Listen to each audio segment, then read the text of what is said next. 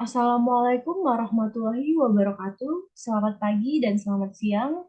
Saya Nadine Artametia dengan NIM 21104-11054 dari kelas C Teori Komunikasi. Pada video kali ini, saya akan mempresentasikan teori komunikasi dua tahap atau two-text communication theory. Teori ini dicetuskan oleh Paul Felix, Bernard Bergson, dan Hazel Gaudet pada tahun 1948 yang berdasarkan pada penelitiannya menyatakan bahwa ide-ide seringkali datang dari radio dan surat kabar yang ditangkap oleh pemuka pendapat atau opinion leaders, dan dari mereka ini berlalu menuju penduduk yang kurang giat. Karakteristik opinion leader lebih tinggi pendidikan formalnya, lebih inovatif dalam mengadopsi ide baru, lebih tinggi pengenalan medianya, kemampuan empati lebih besar, partisipasi sosial lebih besar, dan mempunyai wawasan dan pengetahuan yang luas. Teori ini menjelaskan bahwa efek media massa terhadap masyarakat tidak secara langsung, melainkan melalui perantara. Pemimpin pendapat menyampaikan penafsirannya di samping isi media massa dan sangat berpengaruh dalam mengusahakan orang untuk mengubah perilaku dan sikap. Teori ini berlangsung dua tahap. Tahap pertama yaitu proses komunikasi massa kepada khalayak. Tahap kedua yaitu pemuka pendapat mempengaruhi pendapat khalayak lain tentang informasi yang berasal dari media untuk proses komunikasi interpersonal. Pada asumsi teori ini, yang pertama ada individu tidak terisolasi dari kehidupan sosial, tetapi merupakan anggota dari kelompok-kelompok sosial dalam berinteraksi dengan orang lain.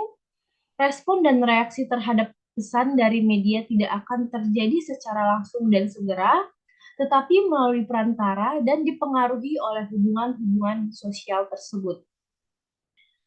Umumnya, para pemuka pendapat adalah orang yang aktif menggunakan media massa dan berperan sebagai sumber serta rujukan informasi yang berpengaruh. Kelebihan dari teori ini adalah membantu kita dalam memusatkan perhatian atas adanya hubungan saling melengkapi antara komunikasi massa dan komunikasi antar pribadi, adanya peranan aktif dari pemuka-pemuka pendapat atau pemimpin opini, dan cara berkomunikasi tatap muka yang dipandang mempunyai peranan penting dalam setiap situasi komunikasi, memberikan kemudahan yang dapat dipakai guna meneliti gejala komunikasi massa yang amat kompleks, mendorong dilakukannya studi-studi yang lebih mendalam, sehingga berhasil merangsang timbulnya teori-teori lain tentang komunikasi massa.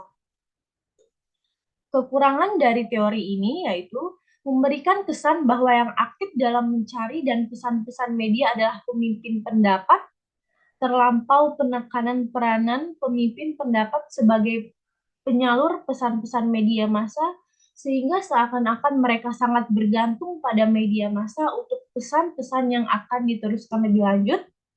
Dan yang terakhir, model ini juga tidak menunjukkan dampak media kepada audiens, karena yang dilihat hanya aspek penafsiran pemimpin opini, meskipun pesan-pesan yang disampaikan berasal dari media massa.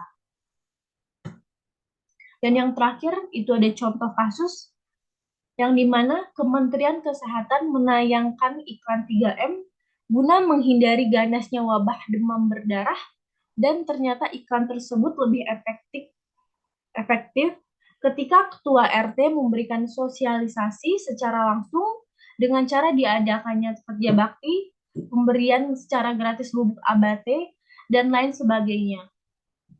Sekian dari presentasi saya. Apabila ada kesalahan, saya mohon maaf. Saya akhiri. Wassalamualaikum warahmatullahi wabarakatuh.